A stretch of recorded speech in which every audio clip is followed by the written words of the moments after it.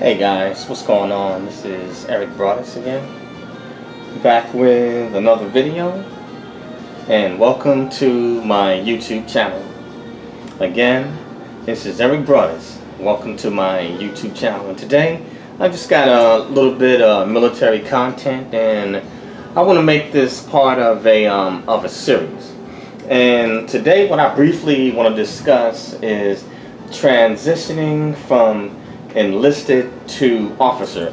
And what I want to do is break this down by branch of service, because each branch of service, even though they're military, they may have different requirements in order for an enlisted member to transition to the officer corps.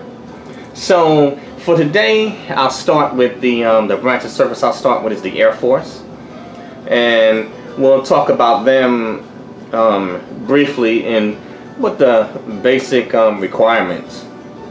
Now, for the Air Force, the requirements of transitioning from an enlisted airman, and when I say airman, I'm talking about all the enlisted, the entire enlisted rank, all the way from an airman basic all the way to a chief master sergeant. So that's the general term, is known as airman. Okay, so for the Air Force, if you are enlisted and you are looking to become an officer, it's just simple requirements. And one is you must be between the age of 18 and 39 years of age. Again, be between the age of 18 years of age to no older than 39 years of age. 39 is the cutoff. Now, let me explain something about the military. I call the military, I say it's a young person's branch of service. That's what I call it. You know, the military, most of its members are actually young in compared to the civilian side, and the reason for that is that you can enlist as early as 17. If you have your parents' consent, you can enlist at 17 or straight out of high school. And so the civilian side, normally people can start working maybe as early as 17 or 18 out of high school, and they can go all the way up into their 70s, whereas the military has a cutoff. So normally for enlisted, it's the max you can do, depending on your rank, is going to be in a range of 20 to no more than like 30 years, and that depends on what rank you make. But it's a young person's military, so the military looks at that, and so they have certain age restrictions or age cutoffs, regardless of branch of service. But be between 18 and 39 years of age. That's one requirement. Second is you must be a United States citizen to transition into the officer corps. Now, in the military, you do have individuals that are currently serving in the armed forces, and they have not received their citizenship yet. And without that citizenship, even though you may be serving in the military, it does restrict, your movement or certain things that you otherwise be eligible for. I actually remember serving with someone that was from, I think, Angola, and they'd been in the military at least probably 3 years, but they hadn't, I guess, earned their U.S. citizenship yet, or maybe they hadn't taken a test. But if you are an immigrant and you are looking to get your United States citizenship, joining the armed forces is definitely an excellent pathway to go about doing that. Because you get a chance you get exposure to a lot of Americans, and obviously you definitely have the opportunity to take English classes, so that's definitely a great way. But that is important. You have to be a United States citizen if you want to be an officer in the United States military, and if you expect to transition. So must be a United States citizen. Third, there is an educational requirement to be an officer in the United States Air Force. That requirement, you must have at least a bachelor's degree. You have to be college educated and have a minimum of a 4-year degree from an accredited university in order to become an officer. Now, let me throw this tidbit in there. Granted, any 4-year degree will do, but what I would recommend, if you have something that you're passionate about and you're actually, good at, I would suggest, make sure that you still pick a degree that is going to be valuable on the outside as well as on the inside, because your military career is not going to last forever, and eventually it will end. So when you transition out of the military back on the civilian side, you want to make sure that your education is definitely valid and valuable to where it can help you on the outside. And like I said, everybody is different, but for the sake of the military and becoming an officer, you can have a 4-year degree in liberal arts or in finger painting. As long as it's from an accredited university, that meets the Air Force's requirements for you being able to become an officer, or transition from enlisted to an officer. So I just want to say that. But these are certain things you need to think about. Make sure you think this stuff through clearly, even though it's simple. Make sure you think about that, because like I said, a military career doesn't last forever, and at some point you will be getting out. So you want to make sure that you lay down a really good solid foundation, and make sure you consider all avenues when it comes to your career, because you're going to have a career in the military, and for some, you are going to have a career when you get out, unless you get rich or you become a business owner or an entrepreneur. But make sure. So I just thought I'd throw that in there. But yes, a 4-year degree, so at least a bachelor's.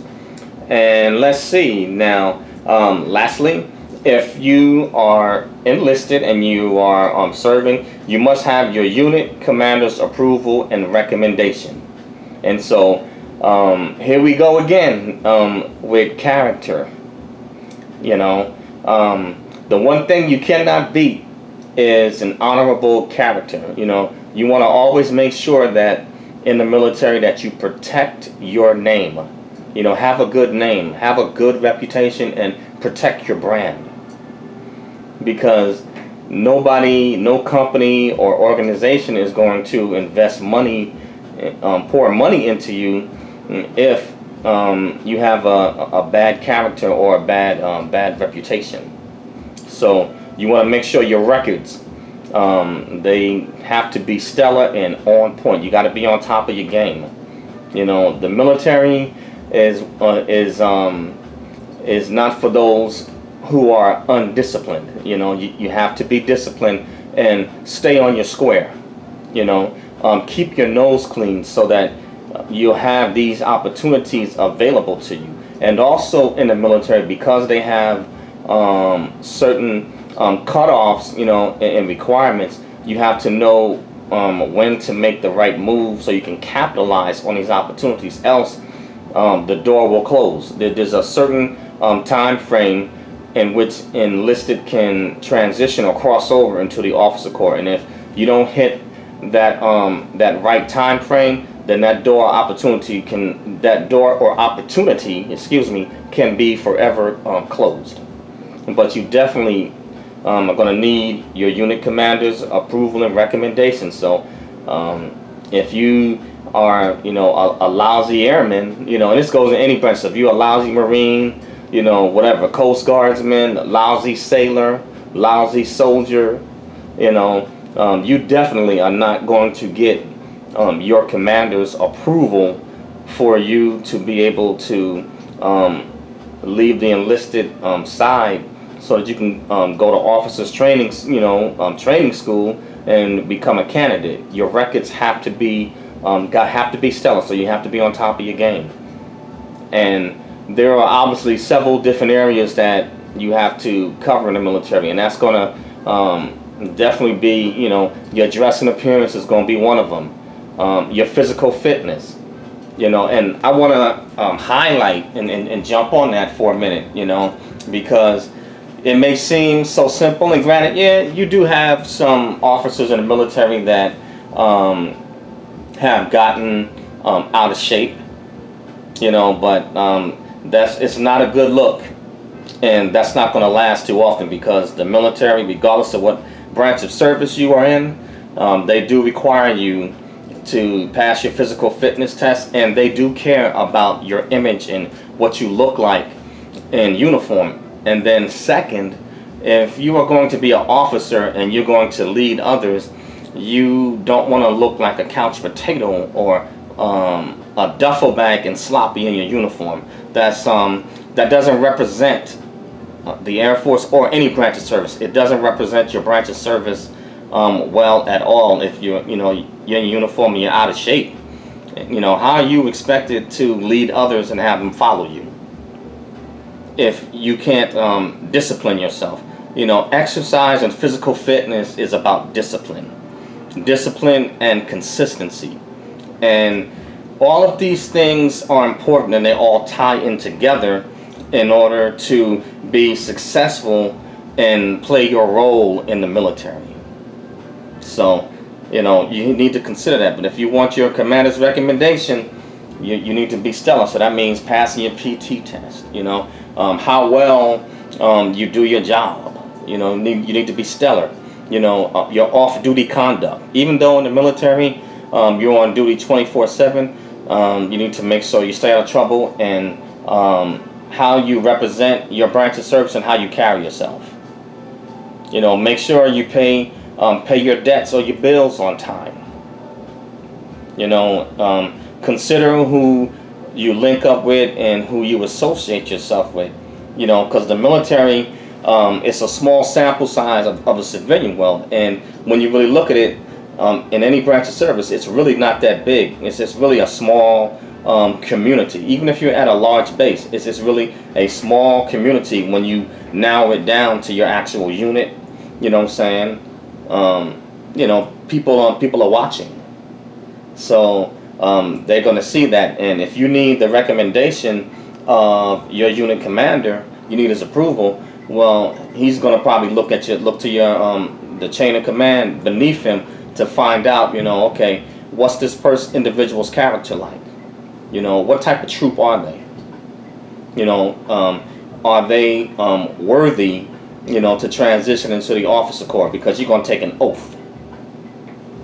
So he's going to want to know that. And where's he going to get his information from? He's going to going to go all the way down, starting with your frontline supervisor, all the way up, all the way up the chain. They may even ask peers.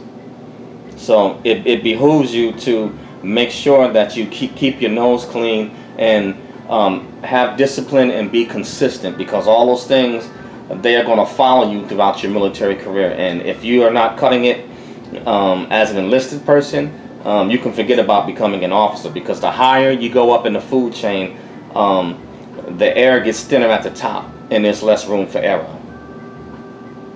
But that's basically all I have for this. This is part 1 right here. I'll just call this one requirements for transitioning to enlisted to officer, and I may make it shorter than that, but you get the gist. But those simple requirements, but so many small details that go into that. But that's all I have just for this one. This is part 1, and I'll come back with another branch of service, because each branch of service may have different requirements in order to transition from enlisted to officer. But thanks guys for listening, and I want to thank all my subscribers. Thank you very much for subscribing to my channel, and I'm asking, please push my channel out, share it, please leave comments. I would love to dialogue with you, and tell others, tell a friend, tell somebody who it doesn't matter, tell them, and just share it out. Put it on your pages, on your Facebook Facebook page or your social media accounts. Push it out. And for those that that are listening or watching that would like to subscribe, tap that bell and subscribe, and hit all so you can get any future live streams, podcasts, and other videos, and leave comments so I can dialogue, and smash that like button. If you don't like the video, hey, you can hit the unlike button to viewer interaction, but smash that like button. And also have a podcast called Snacks Thoughts. That's SNAKZTHOUGHTS. That's Snacks Thoughts. And go over there and subscribe to that. And you can find me on Anchor, Spotify, Spreaker, Apple Podcasts, iTunes, Radio PBM, SoundCloud, and Listen, and a host of other social media platforms. And the name of my channel again on this one for YouTube is Eric Broadus YouTube. That's ERICBROADUS YouTube, or ericbroadusyoutube.com. That's all I have on this one. This is part 1, and I will catch you guys on the next one. Peace.